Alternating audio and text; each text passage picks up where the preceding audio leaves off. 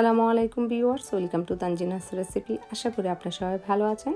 আজ আমি আবারও হাজির হয়েছি আর একটা রেসিপি নিয়ে, আর তা হচ্ছে মনাক্কার সহজে রেসিপি। আর এটা ছোটোবেলা খুব খেয়েছি, জানি না কে কে পছন্দ করেন, আমার অনেক পছন্দের। তো আপনাদের যদি আমার এই রেসিপিটি ভালো লাগে তাহলে প্লিজ আমার পুরো ভিডিওটি দেখবেন, সেই সাথে একটি করে লাইক দিয়ে যাবেন। আর যারা অলরেডি আমার এই ছোট্ট চ্যানেলটিকে সাবস্ক্রাইব করেছেন তাদেরকে অসংখ্য ধন্যবাদ। আর যারা এখনও করেন নাই প্লিজ আমার এই ছোট্ট চ্যানেলটিকে সাবস্ক্রাইব করে নেবেন, পাশে থাকা বেল বাটনটিকে ক্লিক করে নেবেন। যখনই নতুন কোনো ভিডিও আসবে সাথে সাথে নোটিফিকেশানটা আপনাদের কাছে পৌঁছে যাবে। তো প্রথমে আমি এখানে 2 কাপ ময়দা নিয়েছি একটা বাটিতে, তারপর তার মধ্যে লবণ দিয়ে দিলাম পরিমাণ মতো। আর এখন 1 টিস্পুন কালো জিরা এভাবে করে হাত দিয়ে ঘষিয়ে একটু দিয়ে দিলাম। আর এখানে নিয়েছি 2 টেবিল চামচ গুঁড়া দুধ, তারপর দিয়ে দিচ্ছি চিনি। আমি এখানে 2 টেবিল চামচ চিনিও নিয়েছি। আর এখানে 1 টেবিল চামচ ঘি নিয়েছি।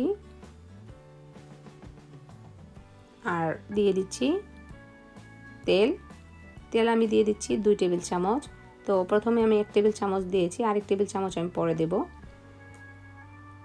তো এটাকে ভালোভাবে হাত দিয়ে এভাবে করে কষলিয়ে মিক্সড করতে হবে তেলের সাথে আর ঘিয়ের সাথে। আর এরকম মোট করলে যেন একটা জড়া জড়া হয়।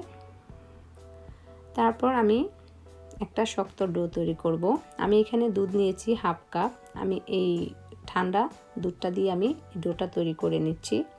আপনারা চাইলে দুধের পরিবর্তে পানিও দিতে পারেন। তো আমি দুধ দিয়ে এটা তৈরি করব। তো একটা শক্ত ডো তৈরি করতে হবে। আমার কিন্তু ডোটা অলরেডি তৈরি হয়েছে, আমি একটু মথে নিচ্ছি হাত দিয়ে ভালোভাবে। তো এরকম শক্ত হবে।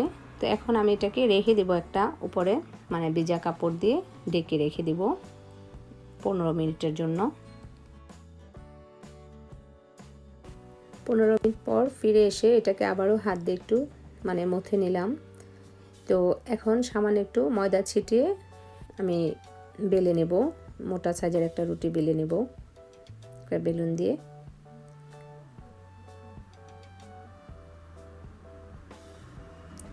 এই তো আমার বেলা হয়েছে, আর এটা এরকম হবে, দেখে বুঝে নিতে হবে। তো এখন একটা নাইফ দিয়ে আমি কেটে নেব।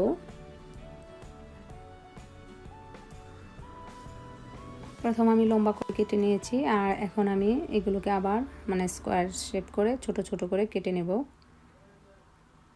খুব বেশি ছোটও না, খুব বেশি বড়ও না, এরকম মিডিয়াম সাইজ। তো সবগুলো আমি এভাবে করে কেটে নেব। এখন একটা প্লেটে আমি এগুলোকে উঠিয়ে নেব।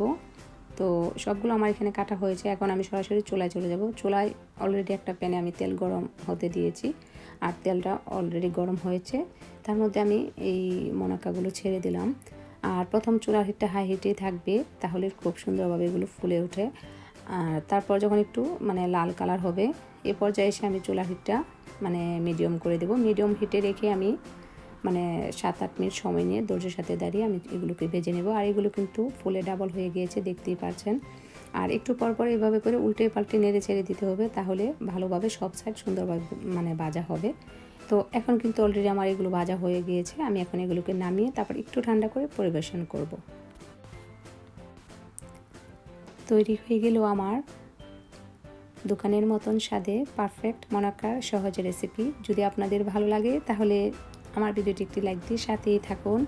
আর এটা খুবই টেস্টি, আর এটা তৈরি করে কমপক্ষে 2 থেকে 3 সপ্তাহ আপনারা সংগ্রহ করতে পারেন এয়ারটাইট বয়মে ভরে রেখে দিলে। আর চায়ের সাথে বিকেলবেলা খেতে কিন্তু খুবই ভালো লাগে। আর এই শব্দটা শুনে নিশ্চয়ই বুঝতে পারছেন এটা কতটা মচমচা হয়েছে।